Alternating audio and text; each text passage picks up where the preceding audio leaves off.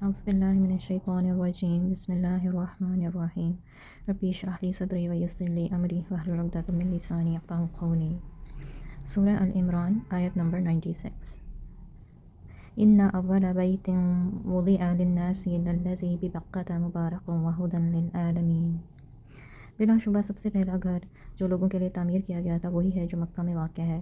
اس گھر کو برکت دی گئی ہے اور تمام جہان والوں کے لیے مرکز ہدایت بنایا گیا ہے۔ یہ بھی یہود کے ایک دوسرے اعتراضات کا جواب ہے۔ ان کا اعتراض یہ تھا کہ تمام انبیاء کا قبلہ بیت المقدس ہی رہا ہے اور تمام انبیاء نے وہیں ہجرت کی، لہٰذا یہ مقام کعبہ سے افضل ہے۔ اب مسلمانوں نے بیت المقدس کے بجائے کعبہ کو اپنا قبلہ بنایا تو یہ ملت ابراہیمی سے روگردانی کی ہے، یعنی منہ پھیرا ہے۔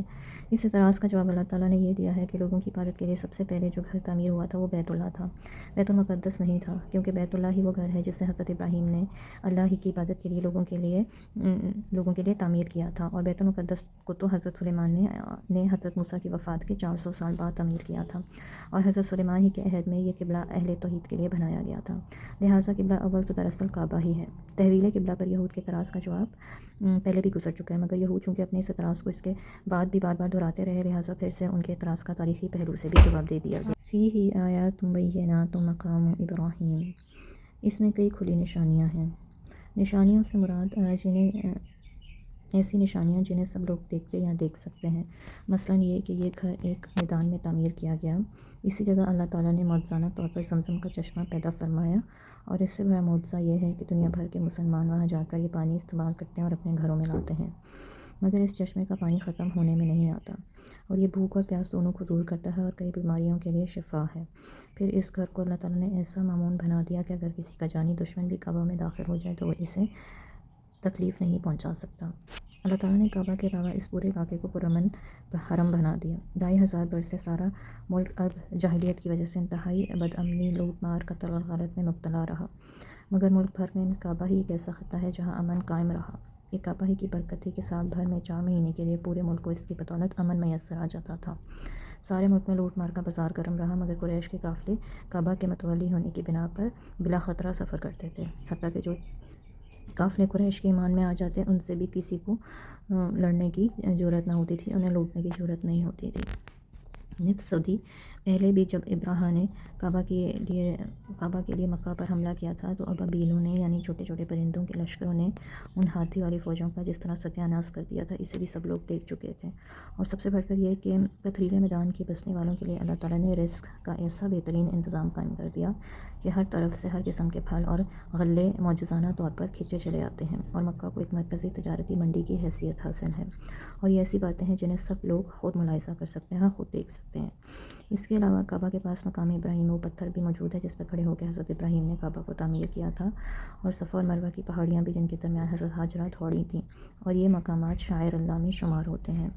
مناسک حج ادا کرنے کے لیے دنیا بھر کے لوگوں کو اسی مقام کی طرف دعوت دی گئی ہے۔ انبیاء جو تھے سابقین بھی حج کی ادائیگی کے لیے یہیں تشریف لاتے اور ان شعائر کی غیر معمولی تنظیم اور احترام کرتے ہیں۔ حضرت عبداللہ بن عباس فرماتے ہیں کہ جس دن مکہ فتح ہوا، اس سے دوسرے دن آپ نے ارشاد فرمایا اور کہا، آج کے بعد ہجرت فرض نہیں رہی، البتہ جہاد اور اس کی نیت باقی ہے، اور جب تم سے جہاد کے لیے کہا جائے تو نکل کھڑے ہو۔ یہ وہ شہر ہے جس دن سے اللہ تعالیٰ نے آسمان اور زمین کو پیدا کیا ہے، اسی دن سے اس کو حرمت دی، اور اللہ کی یہ حرمت قیامت تک قائم رہے گی، اور وہاں مجھ سے پہلے کسی کو لڑنا درست نہیں ہوا اور مجھے بھی ایک گھڑی کے لیے درست ہوا، پھر اس کی حرمت قیامت تک کے لیے قائم ہو گئی۔ نہ وہاں سے کاٹے جائیں، نہ شکار کو ہانکا جائے، نہ گری پڑی چیز کو اٹھایا جائے، الا یہ کہ اٹھانے والا مالک کو پہچانتا ہو اور وہ اسے پہنچا دے، اور نہ وہاں سے سبزہ کاٹا جائے۔ حضرت ابن عباس نے کہا، یا رسول اللہ صلی اللہ علیہ وسلم، اخضر گھاس کاٹنے کی اجازت دیجیے کہ وہ لوہار کے لیے اور گھروں میں کام آنے کی چیز ہے۔ آپ نے فرمایا، اچھا، اخضر گھاس کاٹنے کی اجازت ہے۔ اس حدیث سے بھی ہمیں مکہ کی حرمت اور تعظیم کا پتہ چلتا ہے۔ حرم مکہ میں فوج کشی اور جدال اور قتال جو ہے وہ دونوں منع ہے، اور مکہ کی حرمت تا قیامت قائم رہے گی۔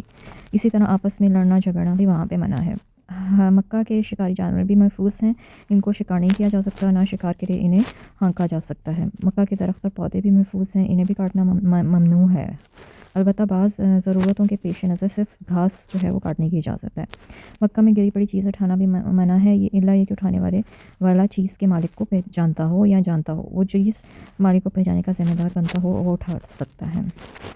حضرت جابر فرماتے ہیں کہ میں نے رسول اللہ صلی اللہ علیہ وسلم کو یہ فرماتے سنا ہے کہ تم سے کسی کے لیے جائز نہیں کہ مکہ میں ہتھیار لگائے ہوئے پھیرو، البتہ موذی جانوروں کو مکہ میں مار ڈالنے کی اجازت ہے۔ چنانچہ ہم مینا میں مقیم تھے کہ ایک سانپ ہم پر کودا تو آپ نے فرمایا اسے مار ڈالو۔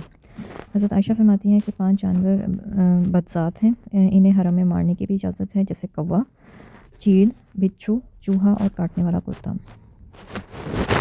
اور دور صحابہ میں یہ ہوتا تھا کہ اگر کوئی مجرم بیت اللہ میں پناہ لے لیتا تو جب تک وہ حرم میں رہتا اس سے تعرض نہیں کیا جاتا تھا، خواہ وہ کسی حد والے گناہ کا مجرم ہو۔ یزید نے جب حضرت امام حسین کو اپنی بیعت کے لیے مجبور کیا تو آپ نے مکہ میں آ کر ہی پناہ لی تھی۔ حج اللہ تعالیٰ کا اپنے بندوں پر حق اور اسلام کا 5واں ارکان ہے اور رکن ہے، اور یہ صرف